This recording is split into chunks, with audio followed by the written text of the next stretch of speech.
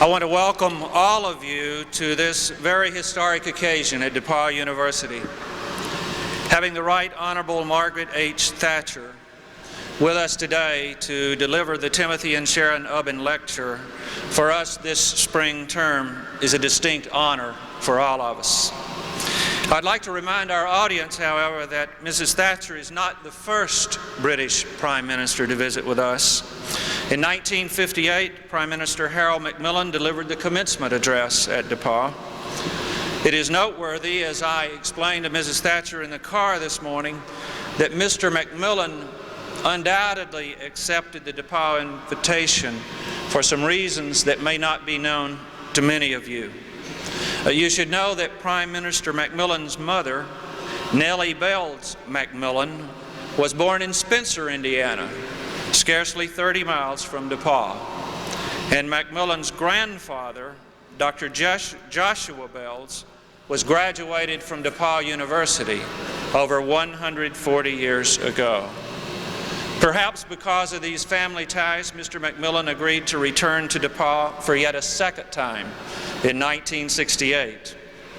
Interestingly enough, the topic of each of his addresses to the DePauw community dealt with what we then called the Soviet Union, a subject which will undoubtedly surface again today. You should also be aware that a second British Prime Minister, Harold Wilson, spoke at DePauw in 1981. So today we welcome to our campus the third British Prime Minister to visit with us in the last half of the 20th century, a practice we do hope to continue. After the DePauw Choir performs Harold Hanson's Song of Democracy, it shall be my pleasure to introduce today's guest, the Right Honorable Margaret H. Thatcher.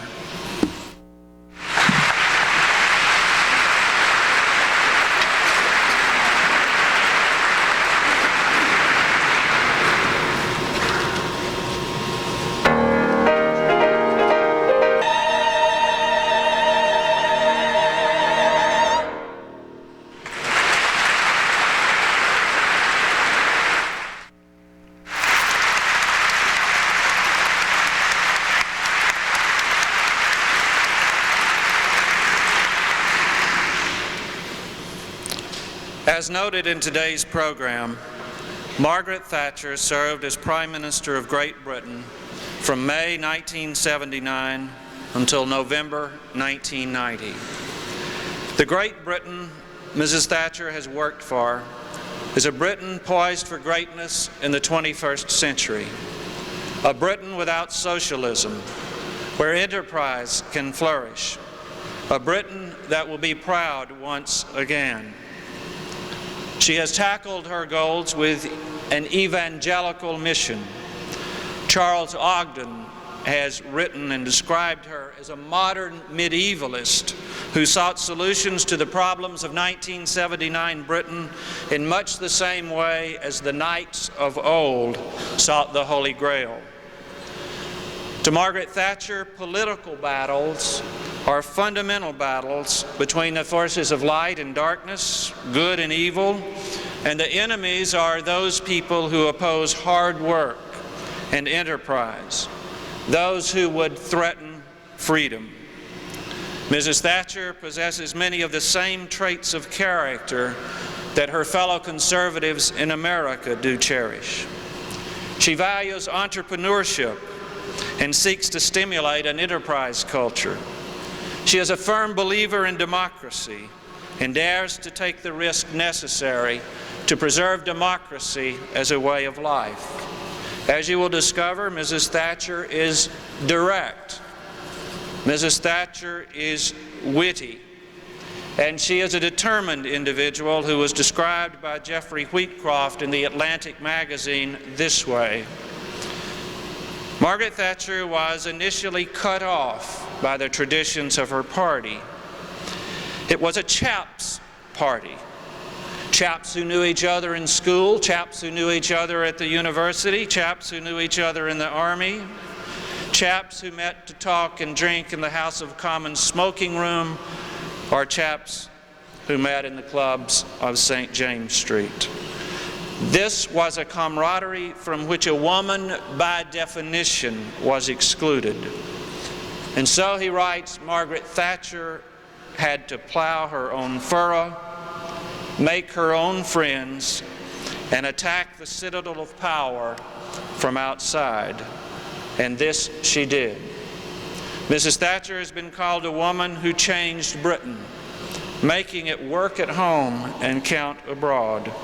She truly has rewritten political rules and has certainly enlarged Great Britain's world role.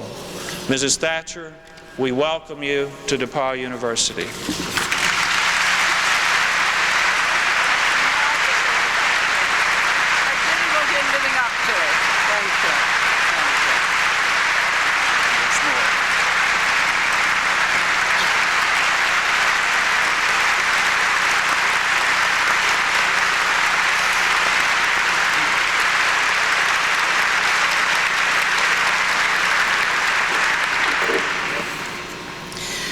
Mr. President, ladies and gentlemen, you have given me, Mr. President, the most marvelous write-up.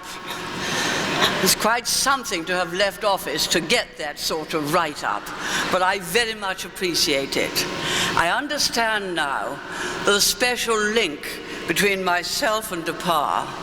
It would be that Harold Macmillan was the Prime Minister when I first entered Parliament in 1959, and also was the Prime Minister who gave me my first ministerial job at the Ministry of Pensions and National Insurance.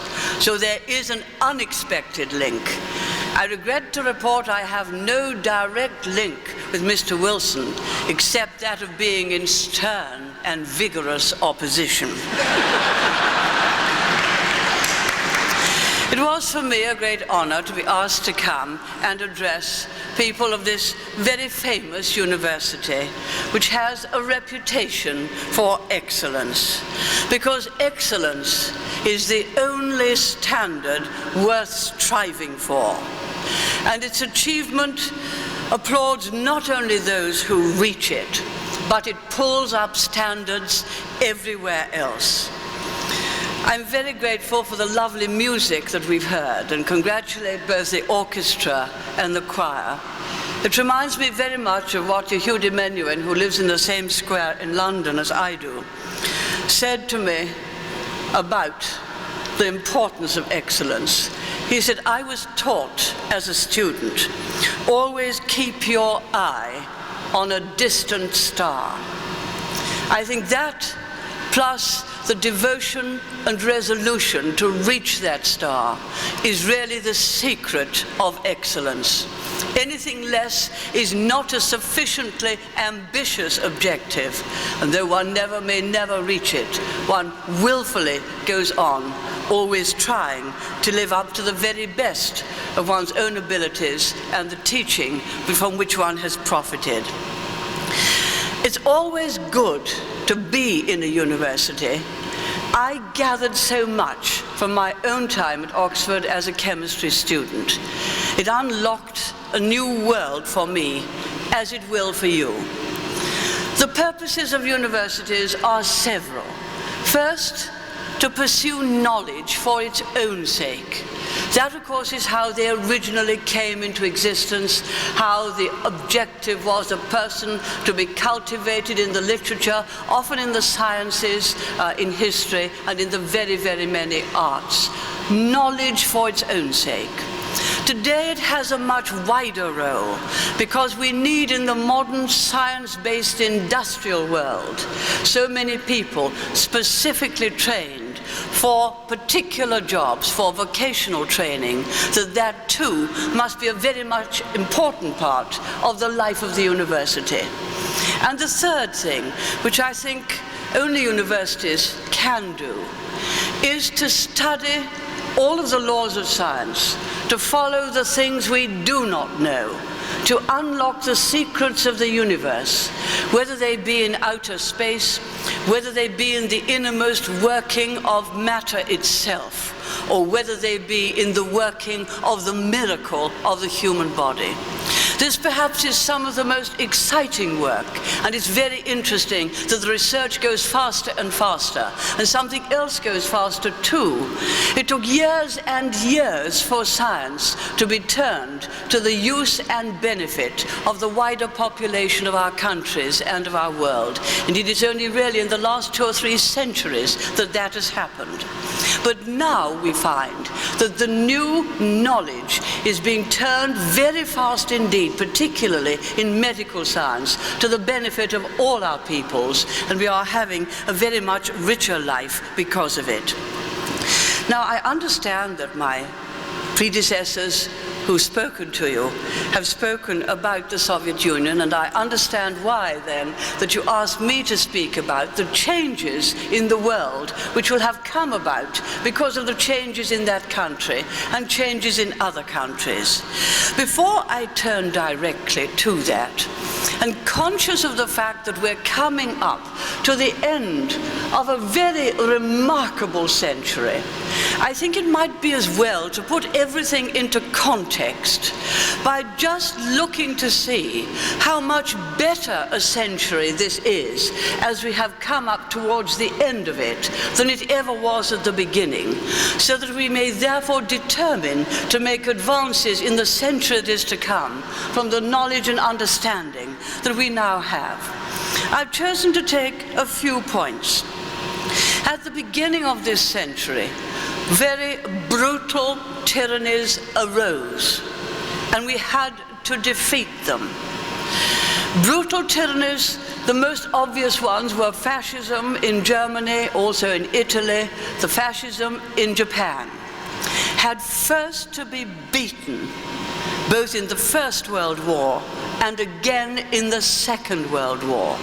We went to beat them by battle, because they were totally at odds with all of the ideals which we in the Western world had built up and which we held. And we found that it very strange that in the 20th century, when we knew what constituted civilization, that there should still be countries in the world which fell under the total domination of a tyrant and could not free themselves.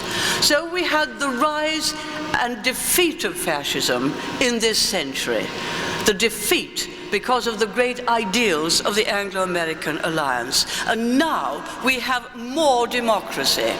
So in one way we've gone from the greater tyranny to the greater democracy, not yet complete the world over, but towards the greater ideals for human rights and human beings. Secondly, the idea that you can take land and hold it by conquest, it has become, in this century, an idea of the past. Of course, people have attempted it. They attempted it, for example, in the Falklands. Saddam Hussein attempted it. But by this time, we knew that you never appease a tyrant. He'll only go on doing worse things. And again, we went and saw that that conquest could not stand. And it is now accepted in international circles, apart from a few tyrants who have been born throughout time and will be born again, that it is not acceptable as a basis for conducting international relations.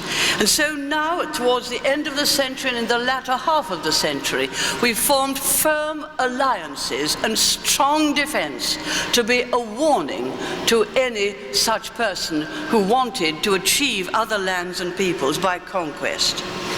The third thing is that we have gone from great empires, first of which might have been conquered or created by diplomats drawing lines on maps. We've gone from great empires, most of them have dissolved into initial and separate countries, so that people have been able to recover and honor their own national identity. If you look, that is really very much the lesson of the last century and this, as the number of empires that broke up, you could count their legion. The Turkish Empire, the Ottoman Empire, broke up after World War I. The German Empire, broken up after World War I. The great Austro-Hungarian, the Habsburg Empire, broken up in the same way after World War I. The Dutch Empire, they used to own Indonesia, broken up after World War II. The Belgian Empire, the Portuguese Empire with Mozambique and Angola, also fallen apart. The Spanish Empire too, long since.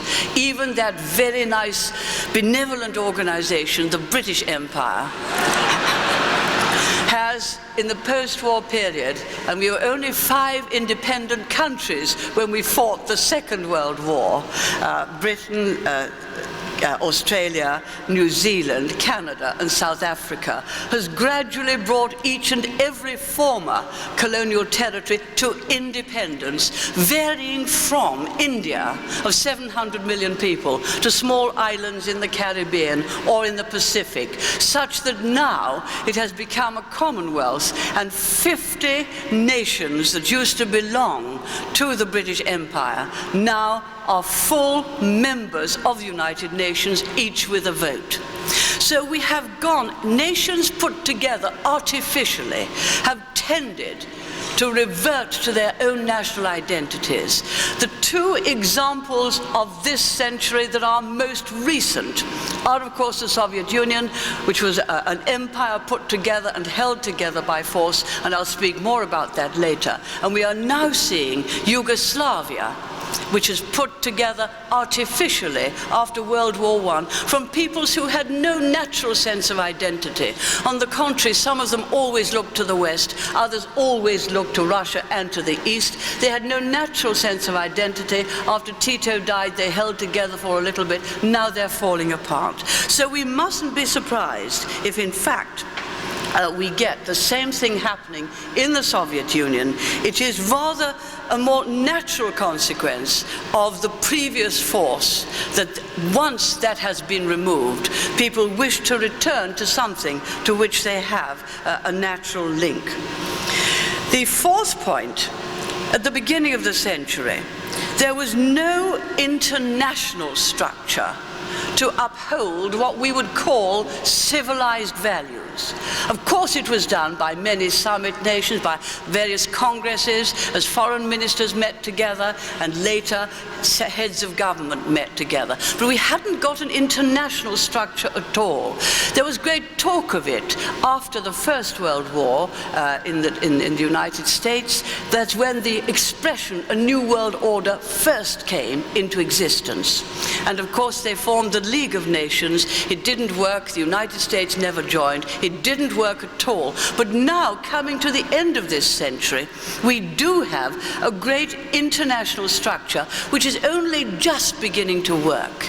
It is, of course, politically the United Nations, of more and more members as each nation comes up to membership, the United Nations, with 5 permanent members, the United States, the Soviet Union, China, France, and Britain.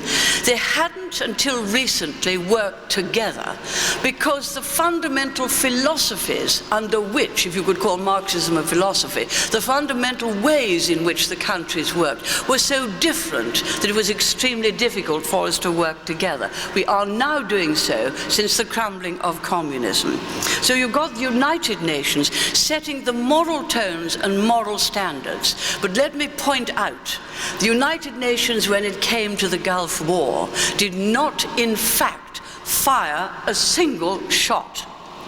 In order for those moral resolutions to be put into effect, for the latest tyrant to be beaten, it was independent nation states of high moral ideals, like the United States and Britain, which led the way to deal with the latest tyranny. So you still have to work through the national unit, although you get the moral blessing from the United Nations.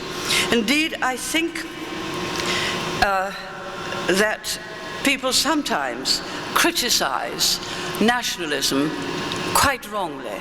Of course, if a nation gets under a tyrant like Hitler, It is frightening. But it's not the national loyalty that is frightening, it is the tyranny that is frightening. If nations who have as their objectives democracy, liberty, under a rule of law, it is these nations, the nationalism or patriotism of these nations, which actually have to be mobilized to defeat the tyranny. And so now we have the United Nations. For countries that get into financial difficulty, we have the International Monetary Fund, which works well, has done a good deal for the countries of Africa, and will do a great deal for the former Soviet Union. We have the World Bank, through which we can operate to help third world countries who need capital. And we also have for trade, and trade is the lifeblood of the world. It is what gives us the industry, the commerce, and the trade. And the freer the trade gets, the greater the world prosperity will be. So we have an organization for that. The General Agreement on Tariffs and Trade, I have to report it's not working very well at the moment, because there's rather a lot of protectionism being exercised, which is preventing some of the advances which should be imminent. But we started the century with no international structure. We finished the century with a great international structure. Then I think the sixth thing I would say, and I have only 7, we have gone, I could go on for more, but I'm just trying to paint and set the scene as to how much better we've done towards the end of the century. We've gone from expediency in politics to a moral basis. This is very, very important. So often people used to think we had just a miscellaneous collection of policies, and you did whatever was expedient. I can remember calling together a conference of very, very distinguished international lawyers when I saw things like the Soviet Union going into Afghanistan and various other endeavors to take over nations, and saying to the lawyers, now look, we really have to have a clear basis upon which we can totally condemn this. We condemn it on a moral basis. And I remember them saying to me, look, the fact is that big countries will look after the interests in their own sphere. And I said that really wasn't good enough. We all, if we belong to United Nations, had to have a moral basis for action. I didn't actually have to look very far for it. If ever you look and read the writings of Winston Churchill, who's not only a marvelous war leader, but also a very great writer and a very great person who understood human nature and was constantly trying to raise it up to the best that's within it. And I came across this just before we entered the Second World War, you and us. And he said this: there must be a moral basis for foreign policy. People in this country, after all we have been through, do not mean to be drawn into another terrible war in the name of old world alliances or diplomatic combinations. Note his definition. He said, if deep causes of division are to be removed from our midst, and this is the important thing, it can only be because of lofty and unselfish ideals which command the allegiance of all peoples here at home and stir the pulses of the English-speaking race in every quarter of the globe. Do you realize now how far we have gone from an age when conquest could take over territory and peoples to an age when we talk about a moral basis for foreign policy, to an age when the United Nations talks about human rights, and when we become much bolder in condemning countries who do not follow human rights? The last thing, the seventh thing, is this. Much of the industry which took place at the beginning of the century, when we perhaps didn't know as much about pollution as we do now, fouled a good deal of the land, the rivers, and the seas. We now know that we must, in fact, look after what is the lifeblood of the planet, which is the whole balance of nature, whether it be on land, whether it be on rivers, whether it be on seas. We also know there's an extra reason for doing that, because the increased population in the world itself means enormous extra pollution. If you take the increases in population in the world, you'll find as you get increased people, you get an increased number of cattle in the same proportion, so you have agricultural problems. During my lifetime, the population of the world has doubled, and now it's 5.5 billion. It is expected to go up to 10 billion by the year 2050. Think of the extra agriculture, think of the extra industry. We have to pass on the planet as best we possibly can with its balance of nature intact. We are aware of that. So may I say to you, as we're looking into the future, we can really take a considerable amount of satisfaction from the improvements that those who came before us have made in this century. And we should be very, very grateful for what a much greater proportion of us have the most excellent education we have now. And it is our bounden duty to take on those improvements into the future. Now, as I reminded you, many problems remain, but let us have a look at this particular problem of the Soviet Union. Tyranny is an old thing understood the world over. It comes because of the lust for power of those who wish to have sole power, and they are totally ruthless in how they get it. They have secret police, they watch people, people have to conform, they have no freedom, they have no life of their own, they live in misery. This century saw a new tyranny. Now, it was communism, but it was just as big a tyranny as Nazism. Its methods were the same, even worse. Total control of the lives of people. Communism went even worse. It dispossessed everyone of their land so that everything belonged to the state. It dispossessed everyone of their job. So that if you had a job when it took over as a professor, or rather distinguished job, you had to go to the Communist Party to get it, and you'd only get it if you were a member of the Communist Party. It was the most total form of control of people's lives that we have ever known. It was enforced by military might. It was enforced by the KGB. It operated as Nazism did, by setting children against their families. Indeed, the person who got the Communist Youth Prize was the one who was in fact eulogized for having informed upon his parents. There are enormous things in common between Nazism and communism, but communism had this totality of effect. No private property, no right to your own job at all. No possibility of choice. And it came about in 1917 as a coup against Kerensky, who had brought democracy to Russia for a few months for the first time. Its objective was to dominate the world and to have world communism. I studied it as a young student. We watched it grow up in the Soviet Union as more and more countries became allied to Russia. They took over Georgia, the Ukraine had come, and all of the other countries, until there are 15 countries, all under the communist yoke. After World War II, and don't forget, we fought that to free Poland and Czechoslovakia. They, because of the peace treaty then, came, alas, not into freedom, but having fought Nazism, they then had to endure a terrible spell under communism. And in a way, the strength of the new technologies enabled communism to have a firmer grip on people. But later it was to work the other way, as they couldn't stop the messages of freedom from getting into their country.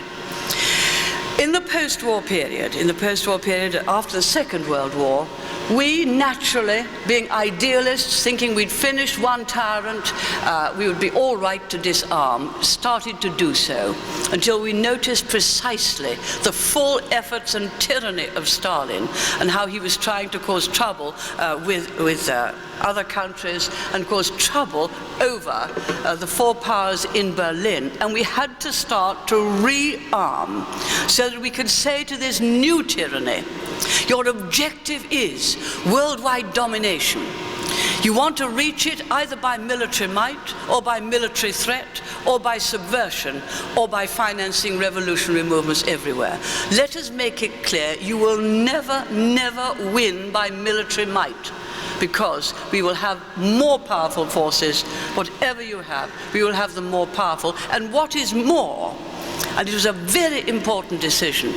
President Reagan, realizing that the free world always had the greatest advances in research and technology because of the freedom of discussion, because you didn't have to ask to do these things, the freedom of discussion, decided to go ahead on SDI. That was a whole new development in weapons technology, and it was that which first, I think, made the Soviet Union realize they could not win by military might. That was a very important step. It was about that time, President Reagan and I were both working together, that we were bringing human rights very much more to the fore and tackling the tyrannies as to why they would not allow their people freedom of worship, freedom of speech, freedom of movement, freedom to look at all of the great books and all of the great periodicals, why they jammed our broadcasts and so on, why these things were happening, what was it they were afraid of. And we changed the whole tactic from just defending liberty and containing communism to defending liberty and fighting the battle of ideas against communism. Not going in by conquest, by military might, but fighting the battle of ideas. How much better is the life and world based on what is second nature to us? One, liberty, not coming from governments, but God-given rights with God-given talents and abilities which no one should take away and which a government should be able to allow people to pursue. Liberty, the moral quality. It does not exist in the abstract, but you have to have a rule of law in a civilized society to enforce it. Otherwise, the liberty would only be the strong against the weak, and so you get the importance of the rule of law and independent judges. It has to be backed up by private property. It has to be backed up by what they now call a market economy, what I prefer to call in an enterprise society, because wealth is created not by the speeches of governments. If you listened to the speeches of politicians, you would think that wealth could be created with every speech and a new right be created with every speech. That is not so. It is created by the ambitions of men and women wanting to improve their lot and setting up businesses the world over to do so, and the private property. And we began to tackle all of the battle of ideas on this basis. And about that time, I looked in the Soviet Union for people from the next generation who I thought would have a different idea, who would look around the world and see that their own creed was not producing either any dignity for man nor any prosperity. We discovered Mr. Gorbachev, and when he came over to Britain, it was the first time he'd ever visited a non-communist country. And he saw a totally different way of life. And I think he saw then the totally oppressive life in his own country. He was a great visionary, a great idealist, and a man of great courage. Without any of those things, he couldn't have done the marvelous things he did in the Soviet Union. Let me just say that when he became Secretary General and later President, he gave the people those fundamental rights which really belonged to them always. Freedom of speech he restored, freedom of worship, freedom of debate, freedom to elect your own Supreme Soviet, letting the television in to see how the battles, how the debates went. And if you've been used to visiting the Soviet Union, when you then went, the whole atmosphere had changed. People would actually talk to you freely. They didn't have to look around to see who was watching them. It was the most wonderful thing that he did. And when a coup came against him, it was the knowledge that people had their new freedom, and that if that coup succeeded, they'd have to go back into no liberty of speech or freedom of worship, no ability to elect their own members, that kept them determined to defeat that coup, which under President Yeltsin they did. President Yeltsin, when I first saw him, had not become president of Russia. It was his great ambition to be so, and he succeeded. He had the same objectives as Mr. Gorbachev, but felt that the economic freedom, the economic liberties, should have come more quickly after the political liberties. As a matter of fact, it was a very difficult thing to do, because in the Soviet Union, in Russia, they'd only had a few years, about 30 years, between the Tsar enfranchising the land and the coming of communism, in which to develop any enterprise at all. Before that, they had lived totally under tyranny, almost for all time, and went back under it again. And it's not easy to say to people, look, now you've become free, you must take responsibility with freedom, and you must turn around and start to run your own factories, decide what you plant, how you get it, and also try to have responsibility for looking after your own enterprises and families. They didn't know how to do so. So it is a very much bigger task to bring the economic liberty and the enterprise to them, which is what they want, than it was to give them political freedom. You know the joke that always went around the Soviet Union. The only way they could hit out at their government was not to work very hard. Why should they work very hard? It was the only way they could demonstrate to their government they didn't like them. They used to say, well, we pretend to work and they pretend to pay us. And that was the way that things went on. And so the goods were not well produced, and that was the only way. So when you're going to turn around and say to them, look, you must work harder, produce goods, because it's other people and yourselves that will buy them, and the more successful you are, the more pay you will get and the better you will be. It's much easier to sell this idea to the younger people, and I must tell you, when I address the people in the University of Moscow and in the University now of St. Petersburg, they're Thatcherite to a man and woman, because that's very good news, isn't it? So they are longing to learn. The thing that I must point out is that we defeated communism without having to sacrifice great life. It crumbled. After the victory against Germany and Japan, we spent a lot of money, a lot of effort on teaching them democracy, on helping them to build up their industries. Because Winston said, after victory, magnanimity. So in Europe, it was a Marshall Plan. In the Far East, you helped Japan to build up a democracy and build up a totally different concept of industry and commerce. After communism crumbled, it hadn't cost us a life, it hadn't cost us any loss of resources. And I feel very strongly indeed that we should help them the more because we didn't have to make sacrifices ourselves. And I'm very pleased indeed with the new package, which is only a start, which will help them to set up the structures of liberty.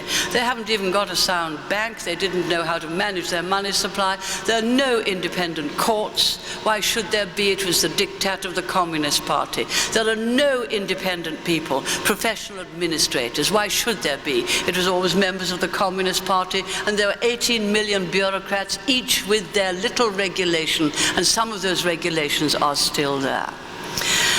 After the coup, the same thing happened to that Soviet empire as it happened to previous ones. They wanted to revert to their own national identity.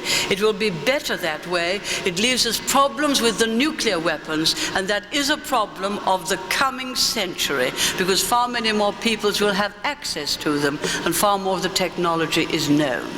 But the great asset, the great advance is that if we make the system work in the Soviet Union, or in the countries of the Soviet Union, a system based on our ideals, liberty under a rule of law, creation of wealth by an enterprise society, private property, the importance of the family, all of these things, and a full democracy under which you've got the limitation of government powers. If we do that, we've made the greatest development of democracy for a very long time. So it's in our interest to help them.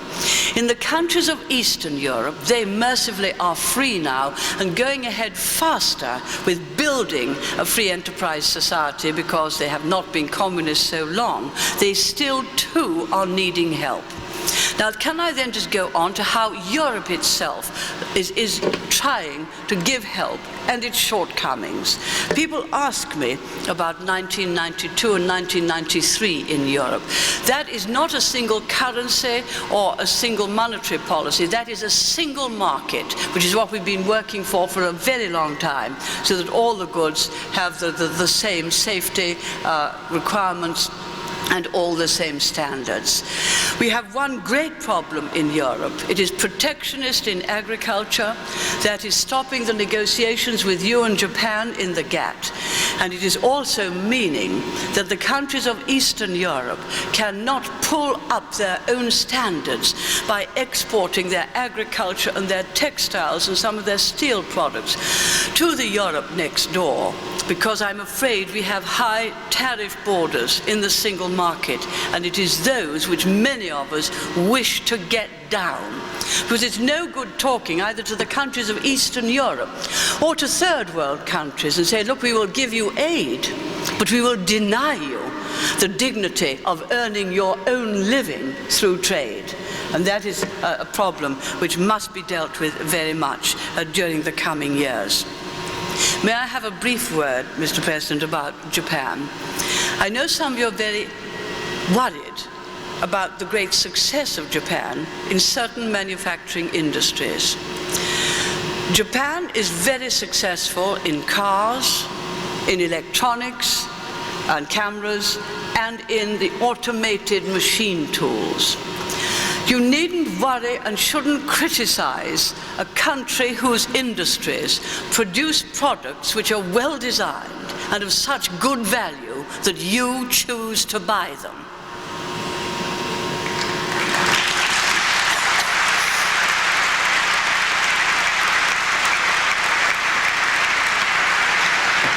What you should do is make certain that your products are better designed, better produced, better value, so that people choose to buy them.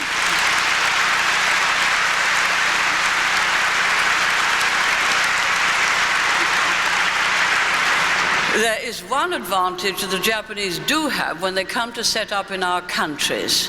It's a very considerable advantage. I know because I did some of the negotiations of the Japanese big companies coming to Britain. They insist when they come to build a car factory, take an example, that they will come provided they can have one union only. Now, most of yours and ours have, in our case, we had 6 to 12, and most of our car companies are, some of yours as well, 6 to 12 unions, each with restrictive practices. And the Japanese said, we will come, we will set up on a greenfield site, we will take on people, and we have one union only. And I said, and I expect it happened here, if that is a condition of your coming, you say, it's a factory with one union or no factory, no jobs. Now, they've come with the one union, but what happened, and it's happened in my country as well as yours, when the established car factories and car producers, the Fords and the General Motors, and in our case the British Leyland, said, right, or the Ford said, right, we're setting up a new factory in Britain, we want one union. The union said no, because that will affect your other factories in Britain. And so we didn't get that Ford factory. Now, the lesson is for the unions to realize that if they want more jobs, they too must take part in seeing that the whole business for which they work can get increased efficiency and therefore keep their costs down. But that, I think, is one thing which is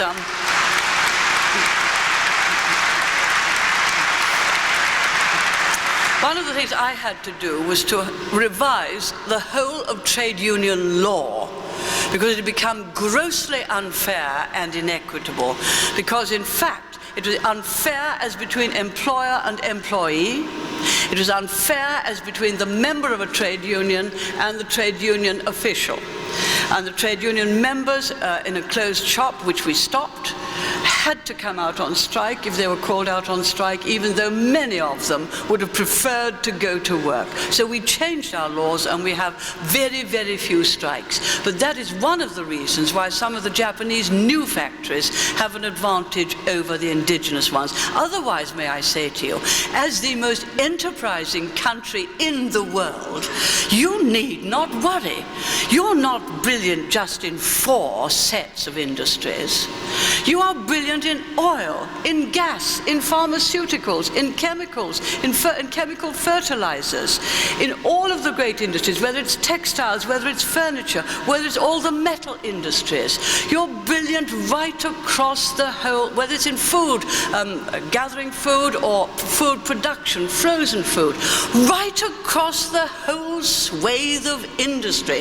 That is the great United States, and you have nothing to fear from a country which is very good in just 3 or 4 industries. Now, have you got the message? You're good and you should be confident.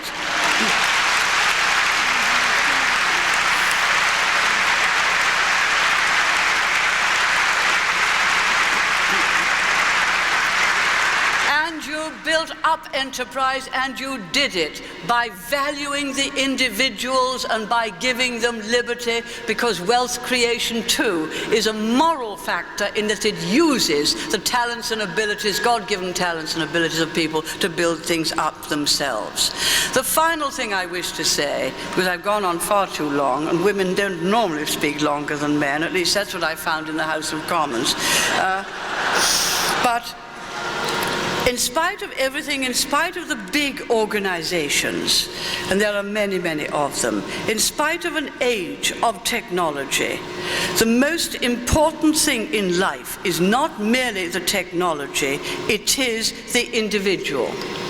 Wars are won not by machines, important as they are, important as great technology is. Wars are won by individual men and women with the honor, with the determination, under very good leadership. It is just the same in industry, it is just the same in negotiations. It is not the whole system that wins anything. It's not liberty as a system. It is individuals within that system which take advantage of all of their talents, who are satisfied with nothing less than excellence, and who, in fact, get the very best out of themselves, teach the very best, and give their families the very best. It was perhaps put at its best by Tennyson, and it was not a poem that I knew, but I came across it again the other day, and he's speaking of the miracle of creation. And he said this: him, speaking of the great creator, who wrought not matter nor the finite infinite, but this main miracle, that thou art thou, and power on thine own act and on the world. No speaker could have said it more economically. That is what moves the world, that thou art thou, power on thine own act, and therefore on the world. I wish you well in all your great endeavors, in the rest of this century and the next.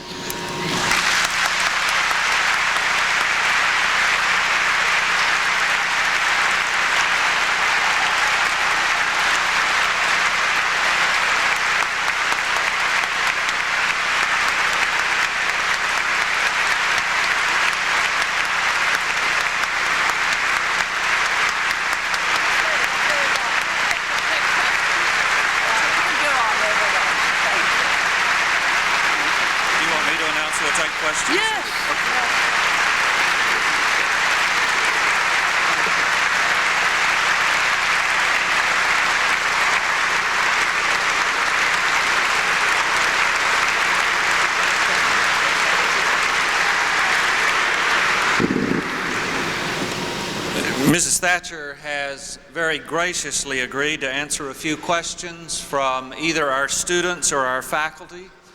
So for the next few moments, if you do have a question, and some of you obviously already do, you've found the microphones in either of these aisles.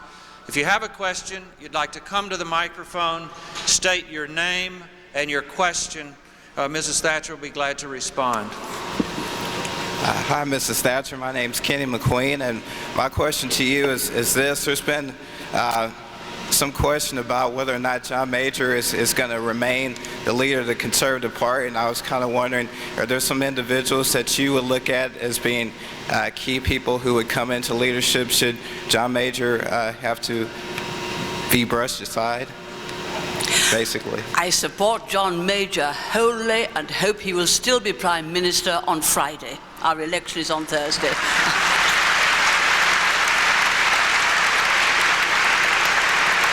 Next question. Mrs. Thatcher, my name is John McCormick. In 1982, you made a speech where you described the environment as a humdrum issue. In 1988, you said it was one of the great challenges of the 20th century, and you said something similar earlier today. I was always fascinated, how and why did you change? Did you change, in fact? And particularly, what effect did the European Community legislation have on changing the policies of your administration?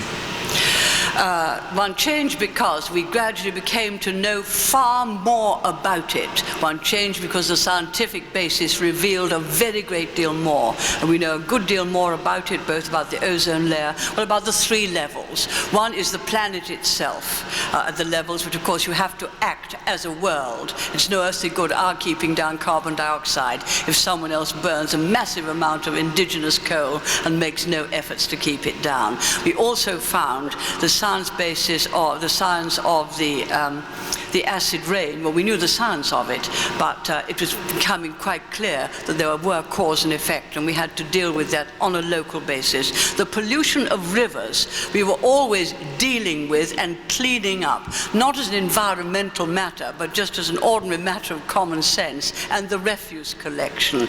Other things became called the environment afterwards, and as the scientific base became clearer, it was very evident that we cannot just leave it, because although no scientist that I know will necessarily say that the warming of the earth is due to what man is doing on the earth, it may be, and if it were, then by the time we knew that scientific evidence, it would be too late to take the necessary action that we can take now.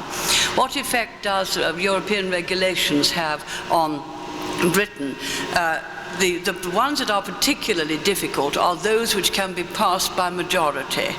Now, we had to have majority regulations in order to get a single market, because otherwise we found it very difficult to get the services into Europe at all. And many countries in Europe are very, very protectionist, particularly on services, particularly on transport. We had free cabotage in Britain. Any ship could come from mainland Europe, drop a load in one of our ports, pick up a load there and dock it in another of our ports. But we could not do the same in some of the European ports. So we weren't going to get the free movement of services as well as goods unless we had some majority voting. I think the trouble is the majority voting has been taken too far, and on things which we thought we were safe because we had delineated them as unanimous voting. It does have an effect, because once a regulation has been passed, it becomes our law, and therefore can be enforced in our courts. So we watch very carefully what they are, because it can, if you get too many European regulations, it can undermine democracy, because your commission is not responsible to anyone. It's great powers and unelected, not accountable to anyone. And you ask people to obey the law, not as a favor, but as a necessity. And the normal reason is either because of ancient habit and custom and convention developed from the common law, or because that law has been created by your own parliament, which is responsible and accountable to your own people and can be turned out of office every 5 years. So we're obviously watching the number of regulations that come out with majority with very, very great anxiety. And it was the reason why we refused to go ahead with the social charter, which is actually a socialist charter and goes way beyond all rhyme or reason, and comes in because people love regulation, which we hate. Right, thank you. Next question, over here.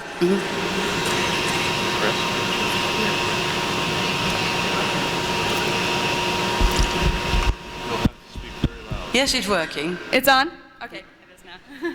My name is Diane Paget. This question is also concerning the elections.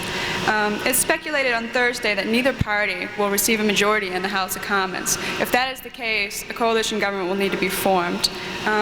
What type of coalition should we expect? And do you foresee any immediate policy changes as an outcome of a coalition government? As Mark Twain said, never prophesy, especially about the future.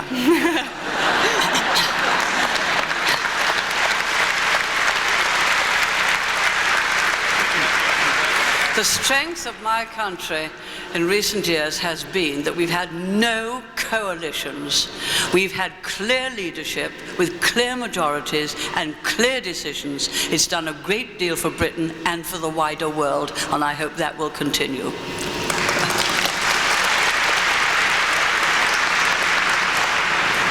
Over this side. My name is Lucy Schlauk. I recently read a book by Ronald Dworkin called A Bill of Rights for Britain. In it, he argues that in the 10 years of your government, Great Britain gave up many basic human rights in the name of national security. Dworkin further argues that in order to avoid further erosion of basic human rights in Britain, it is necessary for Parliament to pass a Bill of Rights based on the European Convention for Human Rights. Today, you talked a lot about human rights and avoiding a tyranny. Isn't your avoiding passing a Bill of Human Rights kind of tyranny in itself? We had a Bill of Rights in 1689. You inherited it. It ensured the supremacy of Parliament. It is that which is possibly being undermined by some of the things which Europe is doing. In my time, we put some of the security services on a statutory basis because that was required.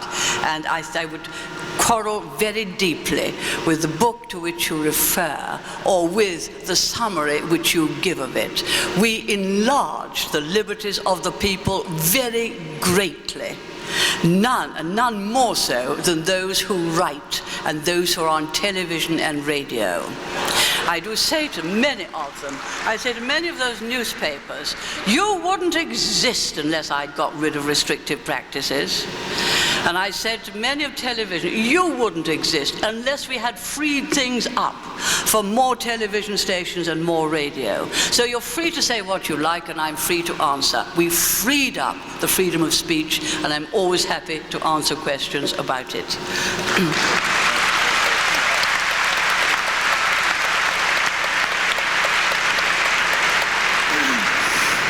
Hi, my name is George Bashaw, and I'd like to extend our appreciation for you to coming to DePauw. I'm sure it was beneficial for you as well. It was a very stimulating speech. My question is on the concern of the extreme nationalist right party in France by Le Pen, who has gained a lot of support, and also the neo-Nazi movement in Germany. And it seemed to be a surge, maybe a surge, not necessarily just in Europe, of racism and particularly in France, anti-Semitism and anti-alienism. Also in the United States with David Duke being able to get such a support in Louisiana, where a large majority of the population is Afro-American. And I would like to hear your insight on that. The insight is very straightforward. Each and every person is born with some talents and abilities and has a bounden right to be able to develop those within a rule of law. The law is colorblind. That is the God-given talents and abilities. That is what we mean by the sanctity of human life and the talents and abilities. It isn't always easy to bring them the world over because you've got to have a rule of law to do it. Perhaps we don't talk enough about this. In Europe, I think people have a fear that if we surrender too much of our national identity, We are surrendering our own power to act in accordance with our own traditions, and ours are very great, from Magna Carta, habeas corpus, Bill of Rights, trial by jury, the right to develop and dismiss, the rights to elect and dismiss your governments, just like yours. Their feeling is that unless the main parties pay attention to the national sovereignty, because it's your sovereign right as a nation to do certain things, and subsume many of those sovereign rights into Europe, you will find that it is the extremist parties that come to the fore, because they then take up that cause, and it becomes an artificial cause. You've got in politics, when I said you have to have a moral basis, the moral basis is that human life is the sanctity of human life, the talents which each person has, the contribution which each can make, bringing out those talents and abilities, and within a rule of law. And if you stick to that, you will be all right. And then you fight the other antis on that basis. That would be my reply to each and every one of those criticisms. Perhaps one more question. Shall we have one from each side? Yes, one more from each side. So I'm afraid the rest of the queues can disappear. I'm so sorry. Here and here, yes. My name is Bob Reel, and this country owes you a great deal. I think we ought to give you a hand.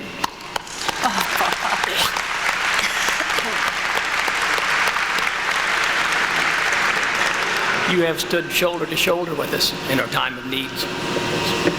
But the question I have is that we still have communism in China. 1 billion people. That's still a big threat. And how would you address that? Yes, can I just thank you for what you said first? I think you'll find that civilized values have really come from the English-speaking peoples. The English language is soaked in values. It is founded upon the Old Testament and the New, which are the only two religions that fundamentally honor the individual and make him accountable for his actions. And it's that, I think, which has gradually moved the world. Now, China. China, Deng Xiaoping, with whom I had to negotiate over Hong Kong, is determined to have economic reform and is pushing it as fast as he can. I think that for them that is a wise way to go if that is the way in which they can achieve most advance, although most of us believe that the right to democracy will come, and the demand will come especially from the young people, and we saw their great bravery in Tiananmen Square. But the Chinese, as you know in this country, and as you know wherever they are in the world, are born traders. It's just in their blood. They just take to trade. That's why they built Hong Kong out of nothing. That's why they built Taiwan out of nothing. Why Taiwan is the second largest creditor nation the world over. That's why they built up Singapore. They're very active in Malaysia. They come to California. They are born traders. There's a Chinese takeaway in practically every town in the world in the free country. And therefore, it is much easier, strangely enough, to build up the economic reform, and they are having private property with it. So you can purchase and have the private property. They haven't yet got a private property law in Russia. So I think you'll find that China will come up. It'll become much, much more prosperous because of the talents and abilities of her people, because Deng Xiaoping is determined to give them full reign. But he and his generation are totally against political liberty, which is a bitter disappointment. But I believe that once you've got the one, you'll find the other will follow. But we ought to be already thinking about the whole economy of the Pacific when you've got a prosperous China. Of course, you've got Japan, and you'll gradually get a more prosperous Indonesia. It'll be a very, very different world. But I'm quite optimistic about it. Thank you very much. Last question. Mrs. Thatcher, my name is Nathan Hall, and my question pertains to the upcoming election. With Great Britain in its current economic status, it's in sort of a recession, and the Conservative Party has been unable to do anything to counteract that. What do the people of Great Britain have to gain by re-electing the Conservative government. The kind of policies that restored our fortunes and restored our reputation in the world. Long may they continue, and may they be reaffirmed on Thursday.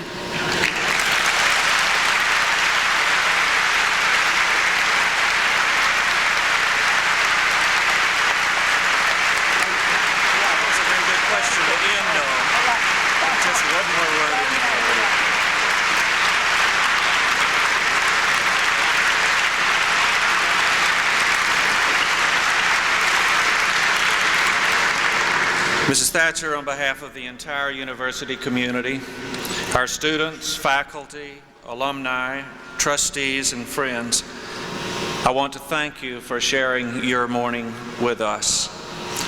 Finally, before we do adjourn, let me request that all of our guests and friends in the audience, please do remain seated in your places as Mrs. Thatcher exits the stage.